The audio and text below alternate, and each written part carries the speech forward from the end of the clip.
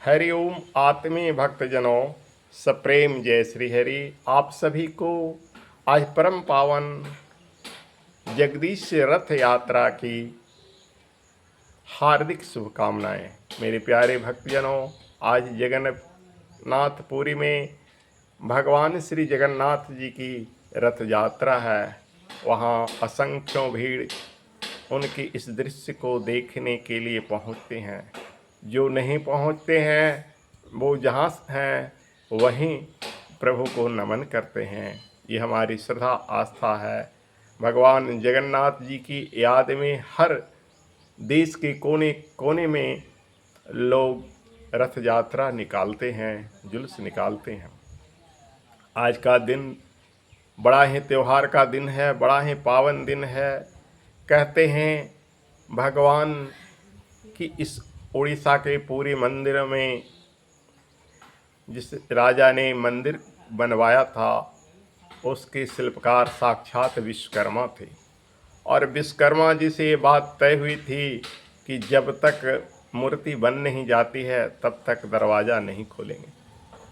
लेकिन 1 महीना बीत गया, राजा से रहा नहीं गया। पता नहीं मूर्ति बना कि नहीं, अंदर से कोई खड़खड़ की आवाज़ भी नहीं आ रही थी।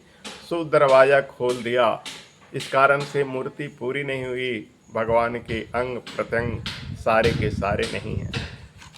कहते हैं कि मूर्ति बिना अंग के पूजी नहीं जाती है, लेकिन एक जगन्नाथ जी ही हैं जो बिना अंग के पूजे जाते हैं, बिना हाथ पैर के पूजे जाते हैं। बाकी अन्य अंग तो हैं, परंतु इनकी महिमा इतनी न्यारी है कि जो भी भक्त जिस संकट में भी इन्हें पुकारता है वो पहुंच जाते हैं।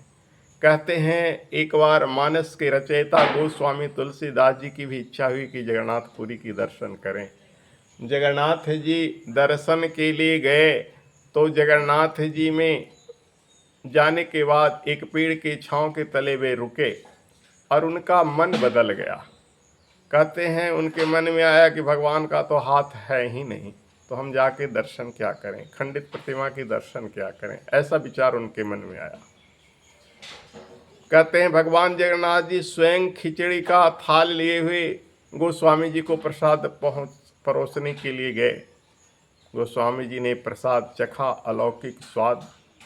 लेकिन नमन करने की बात पर उनके मन में आया कि भगवान को कैसे नमन करें, उनके हाथ पैर तो हैं ही नहीं। ऐसे विचार आया तो जगन्नाथ जी ने उनकी मानस की बालकांड में रची गई चौपाई, जो 117वें दोहे की तीसरे चौथे चौपाई है, याद दिलाया कि ऐ तुलसीदास, तुम ही तो लिखा है ब्रह्म के बारे में।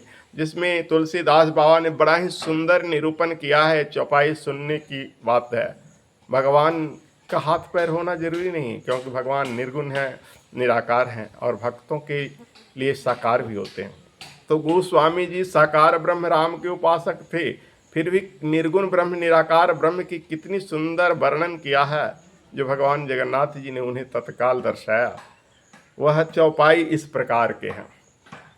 बिनु पद चलई सुने बिनु काना, बिनु पद चले सुने बिनु काना, करे बिनु करम करे विधि नाना। हे प्रभु, आप तो बिना पैर के चलते हो, अब बिना कान के सुन भी लेते हो, अब बिना हाथ के बहुत सारे काम कर लेते हो। आपकी महिमा कितनी महान है। आगे कहते हैं आनन रहित सकल रस भोगी, बिनु बानी बकता बड़ जोगी। आनंद यानी मस्तक के बिना ही प्रभु समस्त रसों का भोग करते हैं। जिह्वा से सारे रसों का स्वाद चख लेते हैं बिना जिह्वा के, और बिना वाणी के, बिना बोली के ही इतनी सुंदर वक्ता हैं कि वर्णन नहीं किया जा सकता है।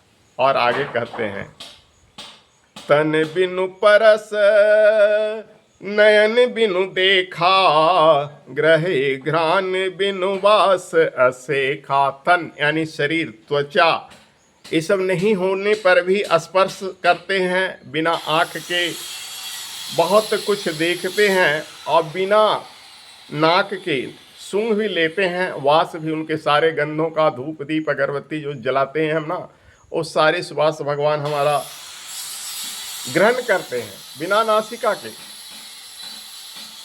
अस सब भांति अलौकिक करनी, महिमा जासु जाई नहीं बरनी।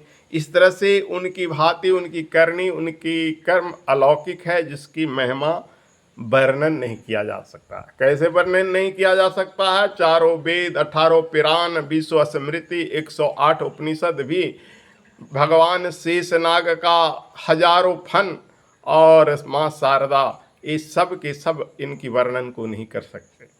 कबीर बाबा ने भी तो लिखा है ना, सात समंद की मसी करो, लेखनी सब बन राय, धरती सब कागज करो, हरि गुण लिखा न जाए।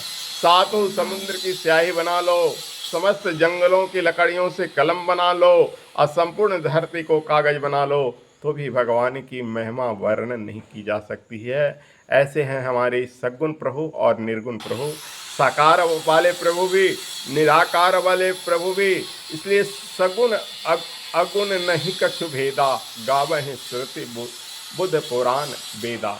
सगुण और अगुण निर्गुण में कोई भेद नहीं है, इसलिए इसकी पुराण में, वेदों में महिमा है। एक बार फिर से सुन लीजिए जगन्नाथ जी की महिमा को। तुलसी बाबा के इन वर्णन में, अगर जगन्नाथ जी को हाथ नहीं है तो क्या, पैर नहीं है तो क्या, उनकी मूर्तियाँ पूर्ण नहीं है तो क्या, वो तो संपूर्ण जगत के मालिक हैं, नायक हैं, उनके बिना कोई काम संभव नहीं है।